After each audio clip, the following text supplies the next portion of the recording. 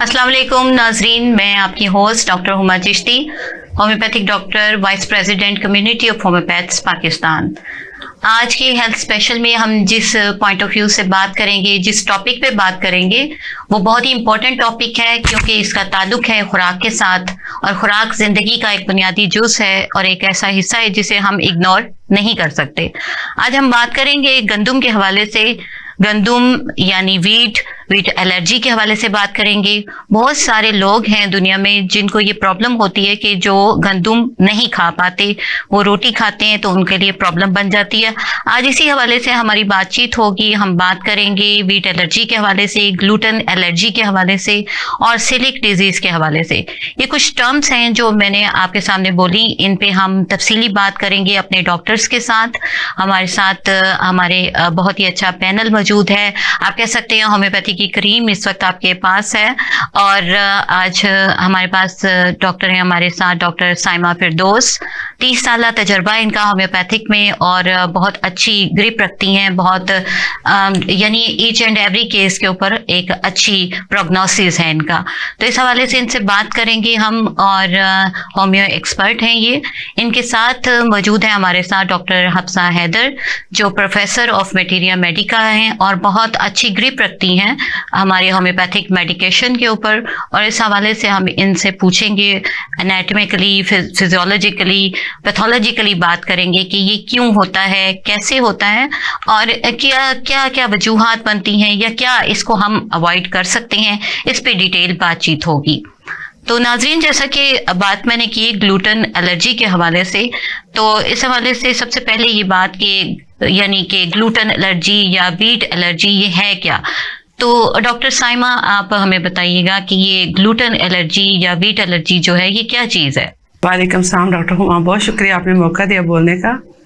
Gluten allergy एक तरह का ग्लूटेन प्रोटीन होता है जो कि कुछ लोगों को उसकी रिएक्शन हो जाता है। ये इसका जो इसे और कहते हैं ग्लूटेन इंटॉलरेंस, जिनके खाने से ना इंटॉलरेंस होती है, जैसे लैक्टिक इंटॉलरेंस होता है, इसी तरह ग्लूटेन इंटॉलरेंस होता है। इसके दो किस्में होती हैं, एक ग्लूटेन एलर्जी और दूसरा होता है सिलिक एलर्जी।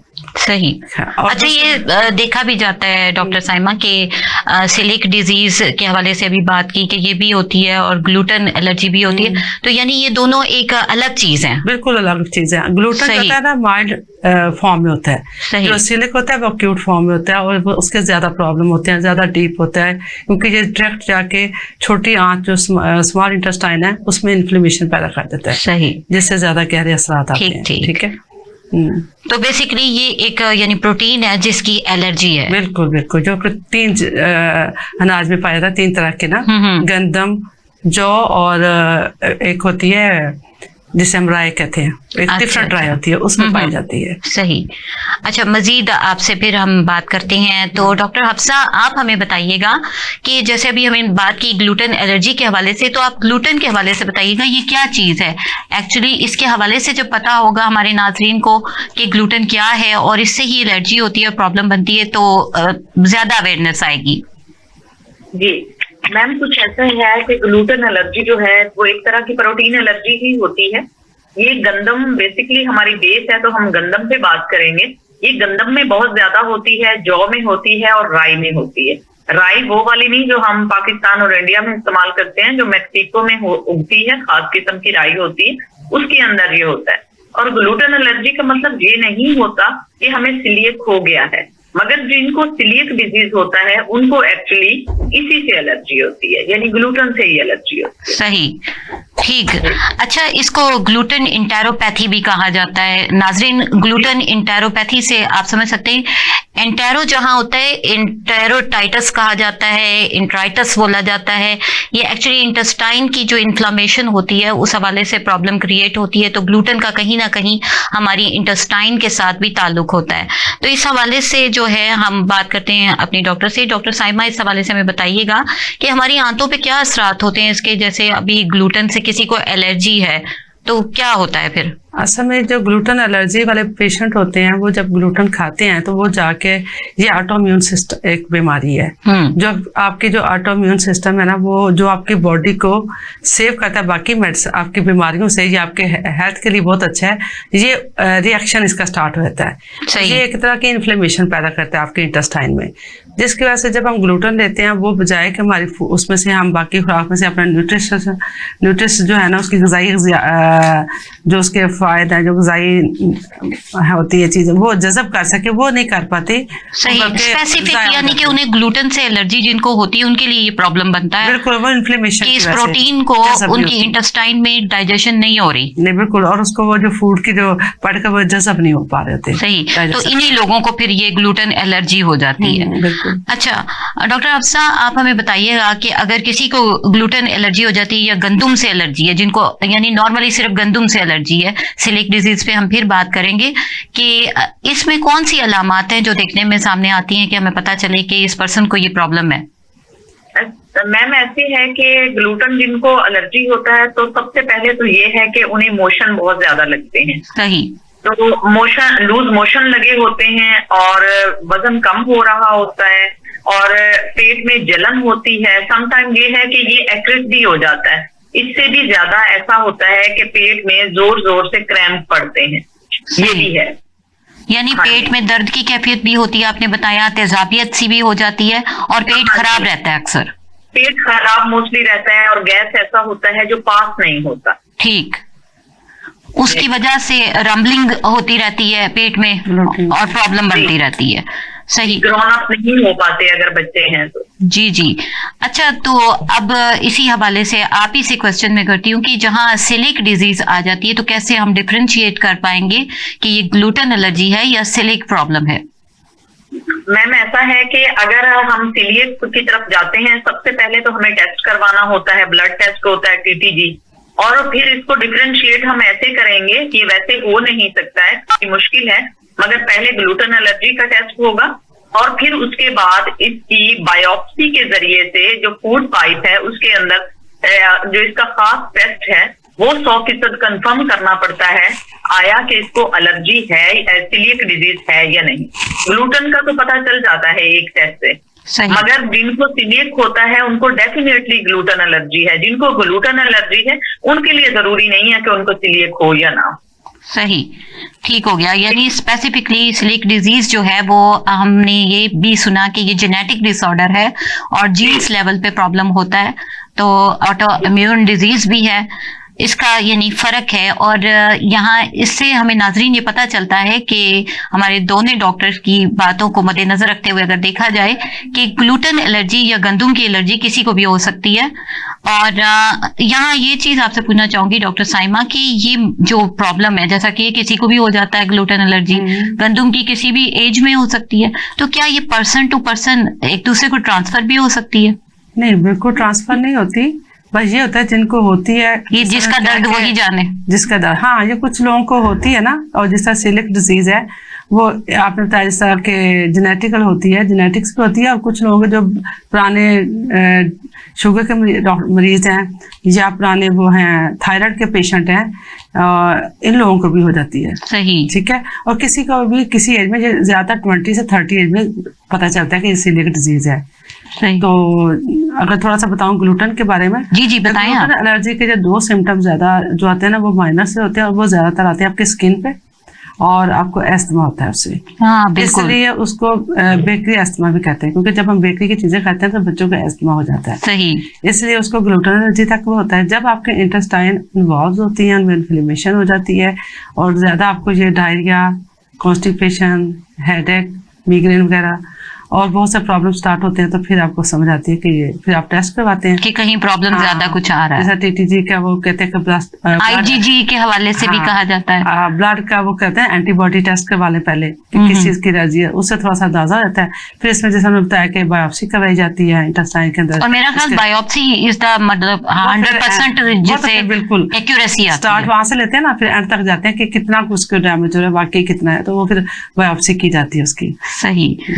अच्छा डॉक्टर हफ्सा, आपसे बात हो रही है तो मुझे बताइएगा कि जैसा कि आपका एक्सपीरियंस है माशाल्लाह, एक नॉलेज है मटेरिया के हवाले से, तो क्या होम्योपैथिक में, क्योंकि होम्योपैथिक हमारी बहुत ही अच्छी वे ऑफ ट्रीटमेंट है कि इसमें यानी हर उस चीज का हम देखते हैं कि ट्रीटमेंट मौजूद है कि जहाँ एलोपैथिक जो है वो जवाब दे देती है और वहाँ क्योर नहीं होती, तो यहाँ वीट एलर्जी एक ऐसा प्रॉब्लम है कि जिसके हवाले से कहा जाता है, लोग काफी मुश्किल उठाते हैं और लाइफ मॉडिफाइंग किस्म की ये डिजीज है कि जिंदगी बिल्कुल बदल के रह जाती है। तो क्या होम्योपैथी इस सिलसिले में कोई काम करती है या कोई कौन सी ऐसी मेडिसिन है जो इस सिलसिले में कारगर होती है? जी मैम, इसमें एलो में तो इसका कोई इलाज नहीं है, जस्ट इसका परहेज है। मगर जो होम्योपैथी है उसमें जिस तरह के सिम्टम है ना, उसके मुताबिक इसका इलाज मुमकिन है। अगर गलती से कुछ खा भी लिया है तो उसका साइड इफेक्ट जो है वो हम सोराइनम है, नेट्रम म्योर है, ग्रेफाइटस है, कार्बोविज है, लाइकोपोडियम है, हम इसके जरिए से इसको सेटअप में रख सकते हैं। कम से कम पेशेंट जो है परेशान नहीं रहता। सही। अच्छा डॉक्टर हफ्सा, ये भी यानी देखा जाता है और क्वेश्चन एक पूछा जाता है कि अगर हम मेडिसिन लेते हैं तो क्या हमें फॉर द लाइफ टाइम लेनी पड़ती है ये मेडिसिन होम्योपैथी की, या ये गंदम एलर्जी वाकई ठीक भी हो जाती है या सुनी हुई बात है?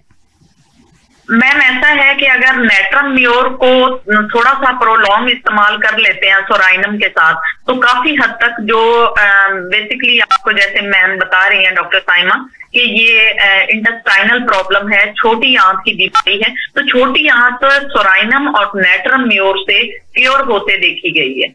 बहुत सारे जितने भी, जो आप भी माशाल्लाह वेल ऑफ है इस मामले में, तो नेट्रम म्योर इसको क्योर करती है। जी जी बिल्कुल, बहुत जबरदस्त आपने बताया। लाइफ जो है उस पे एक्ट करती है, तो जब एक्ट उस पे हो रहा है तो मेरा ये ख्याल है कि ये ठीक हो सकती है।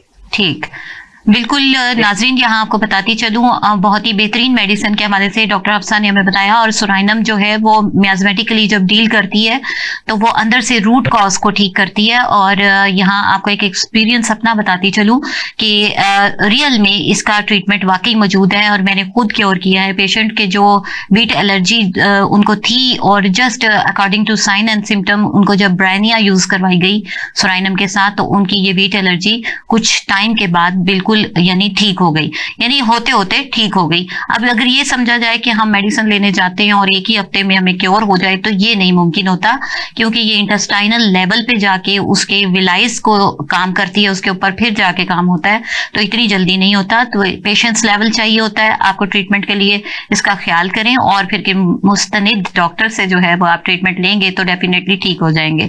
इसी हवाले से मजीद बात करते हैं कि गंदम की जो एलर्जी है, इसकी अलामात का हमने बात की। अब पता कैसे चले कि वाकई मरीज को गंदम से ही एलर्जी है, इसके लिए यानी हम क्या करेंगे? इसके लिए डॉक्टर्स पे जब जाएंगे पता चलेगा कि पेरेंट्स जैसा कहते हैं कि बच्चे की उसका ग्रोथ नहीं हो रही, कमजोर है, थका रहता है, यानी उसकी क्लिनिकल ऑब्जर्वेशन ऑब्जर्वेशन पेशेंट वो पेरेंट्स कंप्लेन करते हैं या बच्चा कंप्लेन करता है। वैसे भी ज्यादातर ना इसका 20 से 30 की एज में ज्यादा पता चलता है। बच्चों को होता है काफी देर तक पता ही नहीं चलता, तब तक सीलियक में चला जाता है ना ये यानी कैसे हमें पता चलेगा ना? वो जब ये सिम्टम यही होता है कि बार बार जब एक बंदे को बार बार मोशन लग रहे हैं, लूज मोशन, या स्टमक के प्रॉब्लम में शिकार है, ब्लोटिंग हो रही है बहुत ज्यादा। और अहम बात ये कि रोटी खाने के बाद फौरन ही, खाना खाने के बाद फौरन नहीं भी होता, आपको पता ही बाद में चलता है, इसका लेट भी हो जाता है। जैसे इनफर्टिलिटी भी इसका है ना, इसकी बड़ी डेप्थ है इसके अंदर, कि कोई भी इसकी इश्यू रहता है। जब आप देखते हैं कि कोई पेशेंट ठीक नहीं होता, फिर आप इसका एक टेस्ट करवा लेते हैं, ब्लड टेस्ट, एंटीबॉडीज का क्या वजह है, जो हर चीज नहीं ठीक हो रही, सब टेस्ट ठीक है, तो फिर इसका ग्लूटन टेस्ट कराया जाता है। तो उसमें एक TTG इनका टेस्ट आता है, ब्लड टेस्ट, एंटीबॉडी के साथ वो कराया जाता है। उससे पता चल जाता है कि हाँ भाई इसको ग्लूटन इंटॉलरेंस है। अब इसके मुताबिक, उसके सिम्टम के मुताबिक फिर हम मेडिसिन देते हैं। ठीक हो गया। नाज़रीन, बहुत ही अहम गुफ्तगू चल रही है और हम बात करें ग्लूटेन एलर्जी के हवाले से, वीट एलर्जी के हवाले से कि गंदम से एलर्जी जो है वो अगर किसी को हो जाती है तो उसके लिए क्या तदारक किया जा सकता है या कैसे ट्रीटमेंट किया जाता है। तो ब्रेक के बाद इस पे हम मजीद बात करते हैं, मिलते हैं ब्रेक के बाद। वेलकम बैक, आपके साथ आपकी डॉक्टर हुमा चिश्ती। आज बात कर रहे हैं हम वेट एलर्जी के हवाले से। तो बात हो रही है जी डॉक्टर साइमा, आप हमें ये बताइएगा कि कितने % तक ये चीज मौजूद है, कितने लोग फेस करते हैं इसको? ये अब इसकी जो नई सर्च आई है ना, ये तकरीबन 1.5 या 2% लोगों में ये ग्लूटेन एलर्जी पाई जा रही है। सही। और अभी मैं रिसर्च देख रही थी सुबह, तो मैंने देखा कि बच्चों में ये 65% तक जो है वो देखा गया है। यानी इसकी रेशो जैसा आपने बताया एज के हवाले से, वो वाकई टीन एज में और बच्चों में ज्यादा है। और वैसे कुछ के सिम्टम मिलते हैं 20 से 30 तक, क्योंकि हम इतना वो नहीं कर रहे थे। बच्चों को रिलैक्स ही लिया जा रहा होता है कि वो हो जाते हैं, नहीं खा रहे, देते रहे, थोड़ा बहुत आगे पीछे करते रहे, कुछ चीजें वैसे सेटल होती रहती हैं। फिर दोबारा बार जब होता है तो पता चलता है कि कोई प्रॉब्लम है, ग्लूटेन एलर्जी है। नाज़रीन, जैसा कि डॉक्टर साइमा ने हमें बताया कि ये टेस्ट होते हैं, टीटीजी टेस्ट होता है, उसमें पता चलता है। फिर इसी तरह आईजीजी है, जिससे एंटीबॉडीज का पता चलता है कि व्हीट एलर्जी है या ग्लूटेन एलर्जी है। एक सिंपल सी बात ये भी है कि अगर आप देखना चाहते हैं कि आपके पर्सन को गंदम से एलर्जी है या नहीं, तो 2 से 4 हफ्ते जो है हम उनका ग्लूटेन बंद कर देते हैं, यानी कि गंदम को स्ट्रिक्टली बंद किया जाता है कि आप इसको अवॉइड करें। देखा जाता है कि उसको अवॉइड करने से क्या प्रॉब्लम ठीक हुई। अगर तो वो ठीक होती है तो दैट्स मीन कि उनको ये प्रॉब्लम है। ये भी काफी मददगार हो जाती है बात, और मोस्टली ऐसा किया जाता है। इससे मजीद हम बात करते हैं इस हवाले से। तो जी डॉक्टर हफ्सा, आप हमें बताइएगा कि ये जो व्हीट एलर्जी है, इसकी वजूहात क्या होती हैं? मैम, इसकी वजूहात तो जेनेटिकली होती हैं। आपके ये पेरेंट्स में किसी में होती है, उसके बाद होती है, और आपके सब बहन भाइयों को नहीं होती। ये 100 में से 1 किसी को हो सकती है, और ऑटो इम्यून है। अभी तक ये 10-15 साल पहले इसके पता ही नहीं था, मगर अब वो इस पे जब वर्क चला है तो ये ऑटो इम्यून है और जेनेटिक है। इससे ज्यादा इस पे काम नहीं हो सका। ठीक, बिल्कुल सही। बाकी इसकी जो कॉज है वो अननोन है, तो लेकिन इसके हवाले से थोड़ा सा गाइड कीजिएगा कि ये जो एलर्जी है ये छोटी ही आंत को क्यों डिस्टर्ब करती है, यहीं पर क्यों प्रॉब्लम आता है? मैम, ऐसा है कि जो छोटी आंत है वो जज़ब करने की सलाहियत रखती है, आपको पता है, फूड का। और जब वो सेंसिटिव होगी ग्लूटेन के लिए तो डैमेज हो रही होगी या उसको ओबे नहीं कर रही होती, हमारे जुज़्बे बदन वो खुराक नहीं बनती, इस वजह से ही ये आंत की खराबी कहलाती है।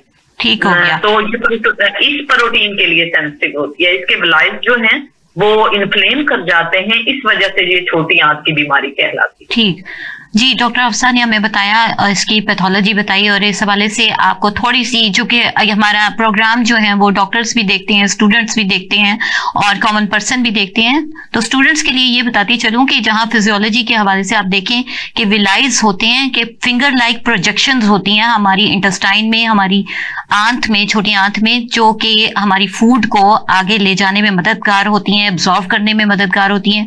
उनकी मूवमेंट से ऐसा होता है। लेकिन जहां पर, जैसा कि सेलिक डिजीज के हवाले से बात हुई कि इसमें विलाइज जो हैं वो डिस्टर्ब होती हैं, डिस्टर्ब नहीं होते बल्कि डैमेज हो जाते हैं। तो जब वो डैमेज हो जाते हैं वो अपना काम करना छोड़ देते हैं, और इस तरह से वो ग्लूटेन जो कि एब्जॉर्ब होना चाहिए आपकी इंटेस्टाइन में वो नहीं हो पाती, और ये वजह बन जाती है ग्लूटेन एलर्जी की, सेलिक डिजीज की। तो ये इसकी कुछ पैथोफिजियोलॉजी है जिसके हवाले से आपको बताया।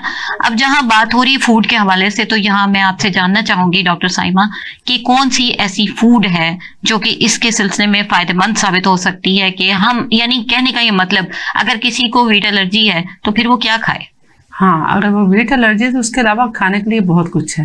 सबसे पहले लेकिन समझा जाता है ना कि गंदुम ही खानी है, जैसा कि आप देखें कि हजरत मूसा की कौम ने स्पेशली जो है अल्लाह ताला से कहा था कि भी हमें घियों भी दें, तो हमें मसूर भी दें, तो साग भी दें, तो ये चीजें, तो उसमें वो गंदुम की बड़ी स्पेशलिटी है। बिल्कुल, लोगों को पसंद होती है। हमारे यहाँ फूड सबसे बेस्ट मेन फूड माना जाता है इसको, मगर अगर हमें इसको छोड़ना पड़े तो इसके अलावा बाकी हर चीज में नहीं है। जिस तरह सारे फलों में नहीं पाया जाता ग्लूटेन, सारी सब्जियों में नहीं है, गोश्त में नहीं है, आपके अच्छा, गोश्त हर तरह का खा सकते हैं, हर तरह गोश्त खा सकते हैं, दालों में, चनों में नहीं है। आप ज्वार के किसी का आटा बना के आप उसकी रोटी खा सकते हैं, बेसन, हाँ, हर चीज। बाकी ये सिर्फ 3 चीजें हैं ज्यादा जिनमें ग्लूटेन पाया जाता है, बाकी चीजें आप सब खा सकते हैं। मिल्क के हवाले से गाइड कीजिएगा। हाँ, मिल्क ले सकते हैं, मिल्क ले सकते हैं, बिल्कुल। बस ये होता है कि आपने पैटीज नहीं, जिस तरह लोग आजकल फास्ट फूड खाते हैं बाहर की, आप पिज्जा नहीं खा सकते। जहाँ जहाँ भी गंदम, मैदा वगैरह है वो आप नहीं ले सकते। ठीक, यानी कि बेकरी आइटम्स बंद। हाँ, ठीक है, सही। हम इनको अवॉइड कर सकते हैं, यानी ऐसे पेशेंट को ये चीज नहीं यूज करनी चाहिए। नहीं करनी चाहिए। अच्छा, तो इसी हवाले से आपसे बात करना चाहूंगी डॉक्टर अफसा कि क्या, जैसा कि अभी हमने बात की कि गंदुम के बगैर जिंदगी गुजारी जा सकती है, इसी पे मजीद आप रोशनी डालिए कि क्या वाकई ऐसा पॉसिबल है, और अगर है तो किस किस तरीके से इसको मैनेज किया जा सकता है? मैम सिर्फ पाकिस्तान में ऐसा है और इंडिया में कि रोटी ज्यादा खाई जाती है, बाकी मुल्कों में तो ऐसा नहीं है। सही। तो अगर हम ये देखते हैं अल्लाह की बाकी इतनी सारी नेमतें हैं, अगर एक चीज को स्किप करने से हमारा बच्चा ठीक हो रहा है, हम ठीक हो रहे हैं, तो बाकी इतनी सारी नेमतें हैं, सब्जी है, गोश्त है, दालें हैं, ज्वार है, आटा है, पग्स का आटा जो गिलगित बल्तिस्तान में मिलता है। And what about rice? जी, राइस का आटा बनाकर आप खा सकते हैं, वो बहुत ही मजे का होता है, बच्चे उसको खा सकते हैं। और ग्लूटेन फ्री आटा मिलता है, पहले नहीं मिलता था। बिल्कुल सही। पाकिस्तान में हर जगह एक कॉर्नर बना दिया जाता है मॉल में, वहां पे ग्लूटेन फ्री है। इसको डॉक्टर को बताना चाहिए, उसको माइंड मेकिंग करनी चाहिए कि ये इतनी बड़ी नहीं है ब्लेसिंग जिसके लिए आप रो रहे हैं, खुदा की और बहुत सारी नेमतें हैं, आप उसको एंजॉय करें। ठीक। मेरा तो ये ख्याल है कि जिंदगी गुजारी जा सकती है, कोई ज्यादा मुश्किल बात नहीं है, बल्कि आप इसको और ज्यादा बेहतर तरीके से जी सकते हैं। जी। आपको पता चल गया है कि आपकी बॉडी के लिए क्या चीज हार्मफुल है। बिल्कुल सही। ये चीज देखिए हमें पता चलता है नाजरीन के गंदम के बगैर भी जिया जा सकता है, कि ऐसा नहीं है कि हम अगर रोटी नहीं खा रहे तो कोई और चीज नहीं है, उसका नेमुल बदल हमारे पास चावल है, बेसन है जिसको इस्तेमाल किया जा सकता है, और चिक पीस जो सफेद चने होते हैं जिन्हें काबली चने भी कहा जाता है, ये बहुत ही बेहतरीन फूड है, एनर्जेटिक भी है और यूज की जा सकती है। और इस तरह से बहुत सारी डाइट के हवाले से हमारे डॉक्टर्स ने हमें गाइड किया कि उनको इस्तेमाल करते हुए जिंदगी को गुजारा जा सकता है।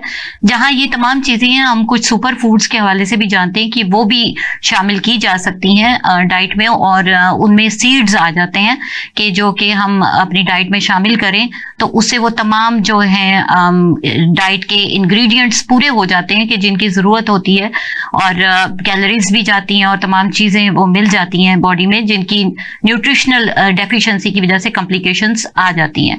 तो डॉक्टर साइमा, ये मैं जानना चाहूंगी आपसे कि अगर वीट एलर्जी की वजह से किसी को प्रॉब्लम आने शुरू हो गए तो उसकी कॉम्प्लिकेशंस में फिर क्या चीजें आ जाती हैं, यानी उसको क्या क्या फेस करना पड़ सकता है? ये है कि सबसे पहले सारी बात है, हर एक का मुख्तलिफ, किसी को यानी डायरिया होता है, किसी को कॉन्स्टिपेशन, हाँ, किसी बिल्कुल। को सिम्टम्स डिफर करते हैं, पता नहीं चलता, हेडेक रहता है, किसी को जिसे हम माइग्रेन भी कह लेते हैं, वो भी इस वजह से हो जाता है, और थायराइड भी होता है, इसमें शुगर होती है।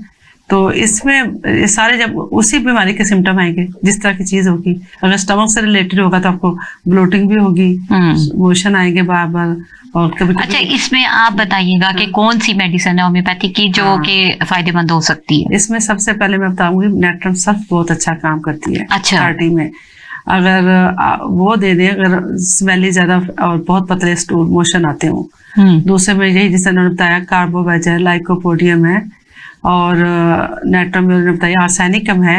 हाँ जी, बिल्कुल। रेस्टलेस रहता है बंदा, ऐसा ना, इस तरह वीक, और बर्निंग भी आ जाती है, उसमें बड़ा अच्छा काम करती है। एक और बड़ी अच्छी मेडिसिन है सोराइनम, आपने बता दी, वो भी बड़ी बेस्ट है, सबसे पहली है। उसके बाद एक हिस्टामाइन है जो कि एलर्जी, हिस्टामाइन बहुत बेस्ट मेडिसिन और एंटी इन्फ्लेमेटरी भी है। बिल्कुल। वो जाके सबसे पहले आपके सही पता, इन्फ्लेमेशन जब सही होती है तो आप रिकवर होना शुरू हो जाते हो। सही। साथ चीजें छोड़ के पहले हो चुके हैं डैमेज, उनको कवर कर देती है। बिल्कुल सही। जी डॉक्टर हफ्सा, आप हमें थोड़ा बताइएगा कि जैसे कि कॉम्प्लिकेशंस आ जाती हैं, हमने उनके हवाले से बात की, तो क्या कोई रिस्क फैक्टर भी है इसके कि जो कि इसको ट्रिगर कर सकते हैं? जी मैम, ऐसा है कि अगर जिनको सिलिक डिजीज या जिनको ग्लूटेन एलर्जी होती है तो उसमें जो ट्रिगर कर सकता है, रोमाटिज्म कर सकता है, लोपिस कर सकता है, या जिनको बांझपन पहले से थोड़ा बहुत है तो वो ट्रिगर हो सकता है ज्यादा कि अगर वो ग्लूटेन फ्री खाना नहीं खाते तो बांझपन मेंटेन रह सकता है। बहुत सारे केसेस में देखा गया है कि जिनके बच्चे नहीं थे, जब उन्हें पता चला कि सिलिक डिजीज है तो उन्होंने ग्लूटेन फ्री खाना शुरू किया, तो उन्होंने फिर कंसीव भी किया। तो और रोमेटिज्म है, शुगर आपकी बढ़ सकती है पहले अगर कम है, प्री मेच्योर हार्ट डिजीज आपको हो सकती है। तो ये चीजें देखी गई हैं। अगर हम इस चीज को अवॉइड करते हैं या निग्लेक्ट करते हैं तो ये चीजें ट्रिगर हो सकती हैं। ठीक हो गया। और ये कि मेल न्यूट्रिशन के हवाले से बात की आपने, हमें बताया कि ग़िज़ाइयत की कमी की वजह से भी कॉम्प्लिकेशंस आना शुरू होती हैं। तो यहाँ एक चीज़ मैं शेयर करना चाहूँगी कि हमारी मेडिसिन सिलिशिया या सिलिका, जो एग्जैक्टली इसका नेम सिलिका है, कि जो अगर यूज़ करवाई जाए तो जो न्यूट्रिशनल डेफिशिएंसी होती है वो बहुत अच्छे तौर पे क्योर करती है, और ये उसके सिलसिले में बहुत ज़्यादा हेल्पफुल होती है। तो यहाँ पर ये चीज़ की, जैसा कि देखिए ग़िज़ाइयत की कमी आती है तो नाज़रीन अगेन सुस्ती रहना शुरू हो जाती है ऐसे पेशेंट में और ये बहुत ज्यादा वीक होने लगते हैं। तो यहाँ अब मैं चाहूंगी कि डॉक्टर साइमा आप इस हवाले से हमारे नाजरीन को कोई मैसेज देना चाहें कि ग्लूटेन एलर्जी काबिल इलाज है, होम्योपैथी के हवाले से कुछ बताना चाहें। जी बिल्कुल, वो काबिल इलाज भी है, और अगर बहुत ज़्यादा जैसा सीलिएक की, जरूरी नहीं कि सीलिएक डिजीज़ की हर फॉर्म जो है वो नाकाबिल इलाज हो, कोई करोड़ों में कोई एक हो जिसका ना हो, तो वो बिल्कुल मुकम्मल परहेज करे। परहेज में तो वो यहाँ तक कह देते हैं ना कि आपने फिर उस बेलने पे भी रोटी नहीं पकानी जिसपे गंदम का रोटी बेलनी हो। एग्जैक्टली आपकी बात से मैं यहाँ शेयर करना चाहूंगी कि जैसा कि है कि जिस चक्की पे वो आटा जहाँ पिसा गया हो, अगर वहीं से वो बिल्कुल अगर वो चावल का राइस भी बना के लेते हैं ना तो उनको वो प्रॉब्लम हो जाएगी। बिल्कुल आएगा, तो वो एक बहुत एक्स्ट्रा सेंसिटिविटी है। उसके अलावा जो बाकी चीजें हैं उसमें फिर यही होता है कि आप उनको हेल्दी डाइट दें, फ्रेश डाइट खाएं, ये ज़्यादा फास्ट फूड वगैरह ना लें, वॉक करें, अपनी सेहत का ख्याल, जब साथ साथ आप ख्याल रखते हैं ना, अटैक होने से पहले अपनी चीज़ों को अच्छी डाइट, फिर आपका इम्यून सिस्टम जब पावरफुल होता है, नॉर्मल होता है, ठीक होता है, तो आपको वो खुद से आप जल्दी ठीक हो जाते हो, यानी मेडिसिन खा के या मेडिसिन। बहुत शुक्रिया डॉक्टर साइमा आपका कि आप हमारे स्टूडियो में आई और आपने इतनी अच्छी इंफॉर्मेशन दी हमें। और डॉक्टर हफ्सा आप मैसेज देना चाहेंगी प्लीज इस हवाले से। जी मैम, मैं बस ये कहना चाहूंगी कि जिनको सीलिएक डिजीज है, ये ग्लूटेन एलर्जी है, तो ये 10 लाख दाने अगर गंदम के हों और 20 दाने सिर्फ अगर दूसरे ग्रेन्स हों और सिर्फ 10 दाने भी हों तो ये कंटामिनेट कर सकती है। तो इसलिए जिसको अगर पता चल गया है ग्लूटेन एलर्जी है या सीलिएक डिजीज है तो उसे अवॉइड करना चाहिए, बाकी चीजें खानी चाहिए। तो मेरा यही मैसेज है, मैं यही कहना चाहूंगी। और होम्योपैथी से आप रजू करें, एलो में तो इसका कोई इलाज नहीं है परहेज के सिवा। बिल्कुल सही आपने ये बात की कि एलोपैथी में इसकी बिल्कुल भी क्योर नहीं है, और इसी वाले से मैं चाह रही हूँ कि आप हमारे नाजरीन को गाइड करें कि इसके लिए ये तो बात है कि prevention is better than cure. बहुत ही बेहतरीन बात है कि जब हम परहेज करते हैं तो बहुत सारी चीजों से बच जाते हैं। तो यहाँ पर आप एक बार फिर जरा उन मोहतात ग़िज़ाओं के हवाले से बताएं कि जिनको अवॉइड करके इससे बचत हो सकती है। जी, गंदम, जौ और राई, इन तीनों से अगर आप अवॉइड कर सकते हैं तो आप जितना ज्यादा अवॉइड कर सकें तो आप इसको अवॉइड करें, और होम्योपैथी की मेडिसिन साथ साथ लेते रहें। तो मेरा ख्याल है कि बहुत आसानी से आप ये जंग जीत जाएंगे। अच्छा, ये हम सुनते हैं कि मेकअप और मेडिसिन के हवाले से भी हम सुनते हैं कि ये भी जो है असरअंदाज होता है, मामला इस हवाले से आप क्या कहती हैं?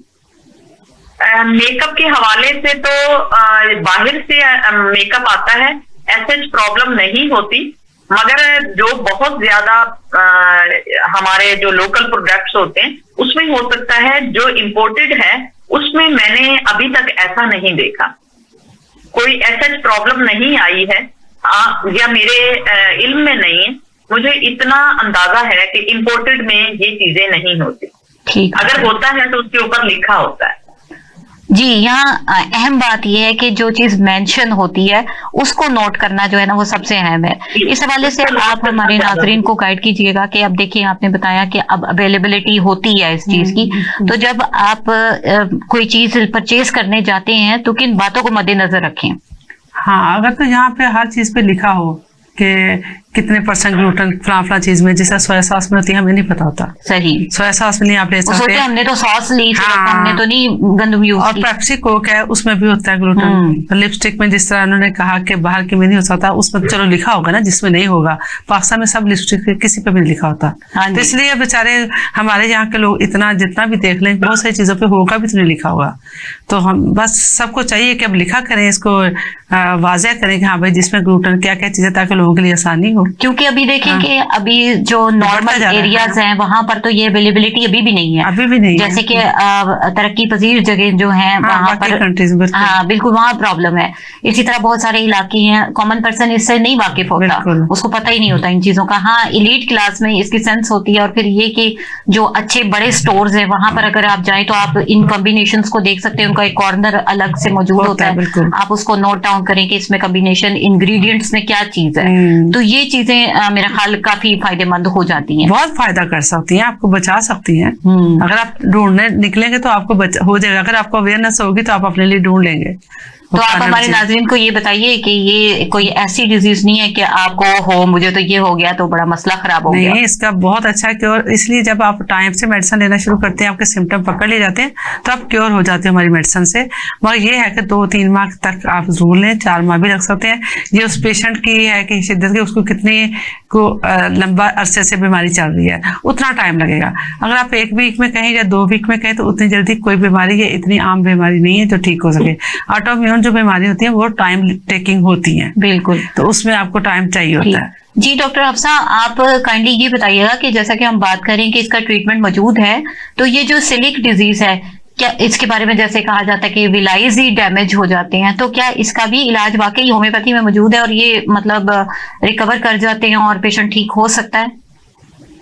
जी, ऐसा है कि अगर आपने गंदम को अवॉइड किया हुआ है, परहेज पर हैं आप, तो जो आपकी डैमेज है इंटेस्टाइन में डैमेज जो है वो आर्सेनिक अल्बा और नेट्रम सेल से और हिस्टामिन से ये क्योर होते देखा गया है। विलाइज को दोबारा, जैसे हम फैटी लीवर को दोबारा से रिवर्स कर सकते हैं, तो विलाइज भी रिवर्सेबल होती है। बिल्कुल, डैमेज अगर हो गई है तो रिवर्स हो सकता है, मगर ये प्रोलॉन्ग है, ऐसा नहीं है कि आप एक आदमी करते हैं, कम से कम आपको 6 माह इलाज करवाना चाहिए। ठीक, बिल्कुल सही। ये बहुत अच्छी गाइडलाइन आपने दी, क्योंकि पेशेंट्स लेवल बहुत ज्यादा कम हो जाता है। जब हमारे पास पेशेंट आते हैं तो वो बहुत जगह से ट्रीटमेंट करवा के आ रहे होते हैं और वो समझते हैं कि अब हम यहाँ पर आए हैं तो हमें तो फौरी तौर पे आराम आना चाहिए। तो नाजरीन, ऐसा बिल्कुल नहीं होता। ये चीज जान लीजिए कि इसका क्योर 100% मौजूद है, लेकिन पेशेंस लेवल चाहिए। आप सब्र तहम्मुल से अगर इसका इलाज करवाते हैं तो ये ऐसी बीमारी है जो क्योर कर सकती है। तो गंदम की एलर्जी का इलाज मुमकिन है, इवन के सिलिक डिजीज का इलाज भी मुमकिन है। और ऐसा नहीं है कि मतलब ऑब्जर्वेशन में ये चीज नहीं आई या नहीं, ये एक्सपीरियंस में देखा मैंने, जैसे आपसे शेयर किया कि ऐसा है और ये ठीक हो जाता है। तो उसके लिए जो चीजें अहम बातें हैं, जो अहम, वो आपसे हमने शेयर की कि किन चीज़ों को आप अवॉइड कर सकते हैं। यानी बेकरी आइटम्स जो हैं वो बहुत ज़्यादा प्रॉब्लमेटिक होती हैं। वैसे भी फास्ट फूड के हवाले से हम मुख्तलिफ प्रोग्राम्स में बात करते हैं कि ये कोई सेहत के लिए फ़ायदेमंद चीज़ नहीं है, तो इसको अवॉइड जब आप करते हैं बहुत सारी आपकी प्रॉब्लम्स जो हैं वो वैसे ही सॉर्ट आउट हो जाती हैं। इसी तरह से ग्लूटेन के हवाले से सबसे अहम चीज़ ये है कि आप जो प्रोडक्ट ले रहे हैं उस पर जहाँ मेंशन होता है, आप अच्छी जगह से जब वो ले रहे होते हैं तो वहाँ पर चेक कर लीजिए उस चीज़ को कि कौन सा कॉम्बिनेशन मौजूद है, क्या उसमें कहीं किसी भी मिकदार में ग्लूटेन तो नहीं मौजूद। अगर वो मौजूद है तो वो इरिटेट करेगी और प्रॉब्लम आएगा। अब यहाँ बात आती है उस कॉमन पर्सन के हवाले से कि जो ये चीज तो नहीं कर सकता या वो बड़े स्टोर्स पे जाके ये चीज नहीं देख सकते, तो उनके लिए इतनी बात तो मौजूद है ना कि भाई उनको अगर खाना खाते ही प्रॉब्लम स्टार्ट हो गई है या कुछ देर बाद स्टार्ट होती है, जैसा कि डॉक्टर साइमा ने हमें बताया कि समटाइम सिम्टम्स बाद में आते हैं, उनके लिए सबसे अहम बात यह है कि गंदम को अवॉइड कर दें, वो चावल के आटे को अपनी डाइट में शामिल करें कि वह हेल्दी भी है, वो आपको प्रॉब्लम भी नहीं करेगा। इसी तरह बेसन को शामिल कीजिए, उसकी रोटी बना के खा सकते हैं। रोटी खानी है अगर, जैसा कि अभी हमारे डॉक्टर हफ्सा ने बताया कि रोटी का जो रुझान है वो हमारे पाकिस्तान में बहुत ज्यादा है, तो इस कल्चर को अगर अवॉइड किया जा सकता है, तो अगर नहीं कर सकते तो बेसन की रोटी खा लें, चावल की रोटी बना के खा लें, ठीक है। लेकिन जिन प्रोडक्ट्स के हवाले से बताया कि उसको आपने, जैसे ज्वार है, जैसे मैदा है, जैसे कि ये गंदम है, इनको आपने अवॉइड करना है, बिकॉज यही हैं वो चीजें कि जो कि इसके लिए प्रॉब्लम बनाती हैं। तो ये तमाम वो बातें हैं जिनको मद्देनजर रख के आप वीट एलर्जी से बच सकते हैं। और गंदम की ये एलर्जी, जो कि गंदम वैसे बहुत बड़ी नेमत है अल्लाह ताला की, अल्लाह ताला सबको नसीब करे, लेकिन ऐसा है कि अगर ये आपके लिए प्रॉब्लम बन जाती है तो ये ऐसी प्रॉब्लम नहीं है कि जिसका क्योर मुमकिन नहीं है। तो नाजरीन, मैं समझती हूँ कि इस पे बहुत डिटेल हम लोगों ने आपको इन्फॉर्मेशन दी, गुफ्तगू हुई, और होप्स हो कि ये आपके लिए बहुत ज़्यादा हेल्पफुल रही होगी। किसी और इंफॉर्मेटिव टॉपिक के साथ इंशाअल्लाह ताला आपसे फिर मिलेंगे अगले हफ्ते। इजाज़त दीजिए, अल्लाह हाफिज।